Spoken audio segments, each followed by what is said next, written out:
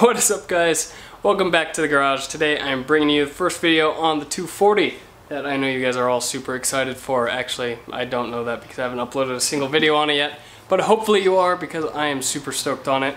I had a company reach out to me a while back about wanting to send me a stereo, and I didn't have a car for it because I already had a stereo in the WRX and the Porsche doesn't need a stereo, so I ignored them. Well, I got this car, needed a stereo because it's still got the stock tape deck in it, so reached out back to them and they still wanted to send me this thing. So let's check it out. Sorry I don't have the whole fancy unbox therapy set here, but we'll do with what we have. So I already opened this, but I boxed it back up just like it was original because I didn't want you guys to know, but now I just told you, so that doesn't matter, does it? So in the top, you got all the wiring stuff. Oh yeah, I should probably tell you, this, the company that sent this to me is Ototo. Yeah, I guess there's no really obligation, but they gave me this stereo for free, so I feel like I should definitely tell you guys that, but there's no obligation for me to like say good things about this stereo. They just sort of sent it to me, no questions asked. So we'll see how it looks. The reviews on Amazon look promising, but it is a Chinese-made head unit, so we'll see how it looks.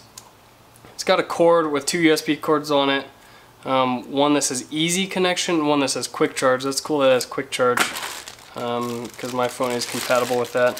Some sort of antenna, probably Wi-Fi antenna. Microphone, another antenna for something, I don't know. Some sort of bezel, or bezel as Zach Clapman would say. And some brackets, and a manual, another manual, oh, warranty. These are weird. Screen protectors. I thought that was sort of interesting. Let's get into the fun stuff. That's everything. Sorry about the noise. There's the head unit. It's pretty light. I don't remember, I had a Pioneer doubled in with the touchscreen and everything in the WRX, and I actually don't remember how heavy that was, but for some reason I remember it being a little more weighty than this guy. This one feels pretty light, but let's see. It looks like it's been used. I wouldn't be surprised if they sent me a demo model or something because they sent it to me for free, which I don't care, but looks like it is a capacitive touchscreen. This is an Android powered head unit actually, which is pretty cool because you can download all the apps like on your cell phone, and then it just uses oh, that's actually a GPS antenna. Sweet. So it's got GPS built into it, but you can download apps and stuff. It's a capacitive touchscreen, which means it's glass, not like a you know, a crappy old resistive one where it's like pressure sensitive. So that is super nice. There's the back. It's got outputs for amplifier and as well as a separate amplifier for your subwoofer, which is cool. And yeah, there's a something there called a DAB port. Oh my god! Oh baby, it's triple! Oh yeah!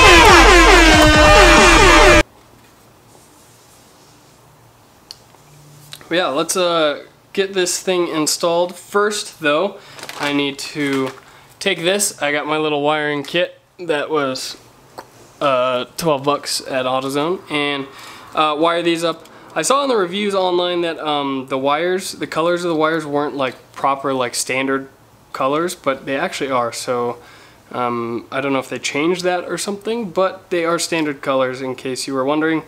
So gonna solder these together and get it ready to be hooked up. By the way, if you're the kind of person that chops off the factory plug instead of buying these cheap adapters, don't, please, because you're the worst.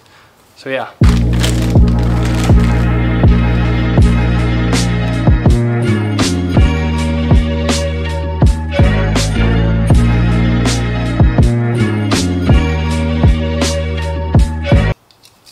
Beautiful. You're beautiful. I should also mention they also sent out this, which is a rear view camera in the kit, which is compatible with this thing, as well as the wiring for it. So I'll be wiring this up. We'll see how it works. It mounts behind your license plate, and then this sticks out sort of in front of your license plate. Hopefully it doesn't look too ridiculous. They also have like a dash cam that is compatible with this thing.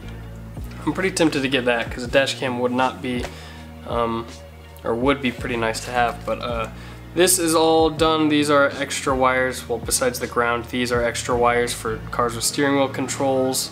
But yeah, this is all good to go, so let's go start ripping apart the dash and getting this thing installed.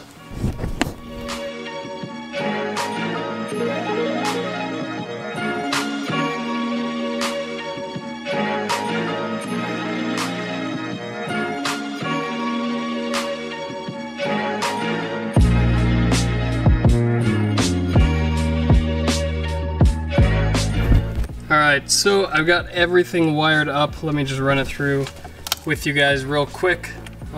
Here we have this adapter setup, which just plugs in, except for the ground, which you can see is a eyelet. That is going to go to the mounting screw right here. That is a grounded mounting screw, and the harness doesn't have a ground in it. So that's the easiest ground to grab. Just FYI if you do own a 240. I don't know if this applies to S13s, but for S14s that is a grounded plug. This is the Wi-Fi antenna, which just plugs straight into the back of the stereo with that little blue connector. That had 3M tape on it. That is sitting back there on a rail, just glued back there. Let's see, I have another connector here. This is USB. There's 2 USB cords, so that is actually running back along under here. And then right in here, I drilled a little hole, and they are sticking out of there. So I have 2 USB ports in my center console, which I like. Little clean spot there. Let's see.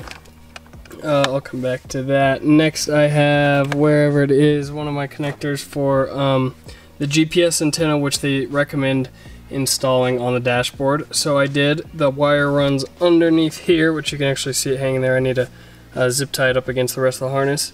Up here, up the pillar behind the dash, and then that's it sitting just glued to the dashboard. So it's sort of low-key. When you're sitting back, you don't really notice it, and it blends in. So I'm all right with that. If you know, I wanted to put it up there to make sure it actually functioned properly. That I think is it. Besides this, which this is the backup camera. The backup camera was the most complicated thing to install, but it still wasn't that bad. So the wire goes across there, the same back behind there, down through this underneath the carpet here. We hop out of the car, back behind this back panel, into the trunk, and then underneath the trunk, and then it comes out the grommet for the license plate lights, and there it is installed. So it's pretty low-key. I mean, it's pretty small. So that is pretty simple. That is all wiring for the entire radio. Now, the one last thing that I did not install, let me block off the light, that I didn't install is the microphone. In the directions it says it's usually not necessary, so I guess we will see if that is true or not. But I left it out because I don't really have a good place for a microphone and I don't want it to be up here.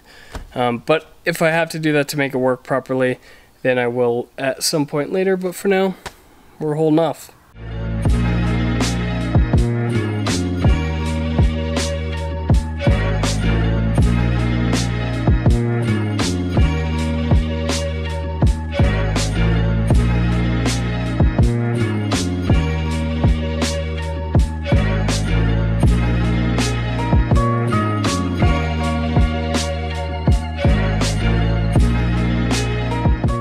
It is now the next morning. I got all that stuff sort of installed pretty late last night, but I thought I would give you guys my first impressions on the radio in a minute because I'm about to go get in the car.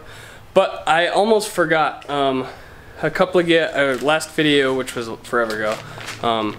I said I'd give away some stickers. So if your name is right here, leave a comment down below with your email address or send me an email in you know, it's in my description, my email is, and give me your address and I'll ship those out to you.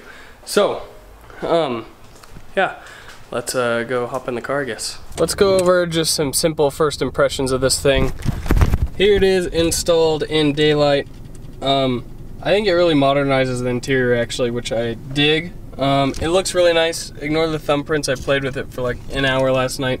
after I got it installed, just sort of getting familiar with it and updating everything and such.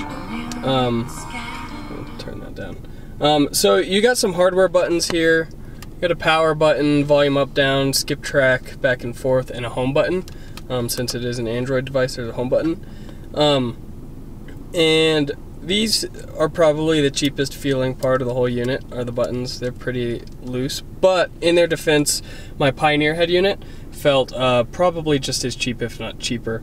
But that was a couple of years old. So it's an Android unit, so I mean you can download apps. Like I've got Spotify here, that's what was playing. So it uses your cell phone's cell signal, and then it has its own GPS built in. So you can, you know, go to Google Maps, and it's actually like proper Google Maps, not something, you know, weird proprietary, and type in your destination and stuff, and it'll tell you where to go, which is awesome. I super dig it, because like Google Maps is the only way to go, so like if it had anything else I'd be pretty upset.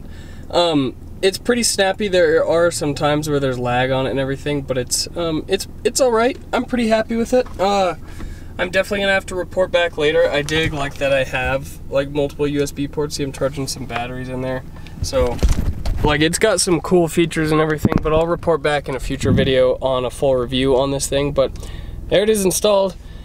First mod on the channel for this stereo.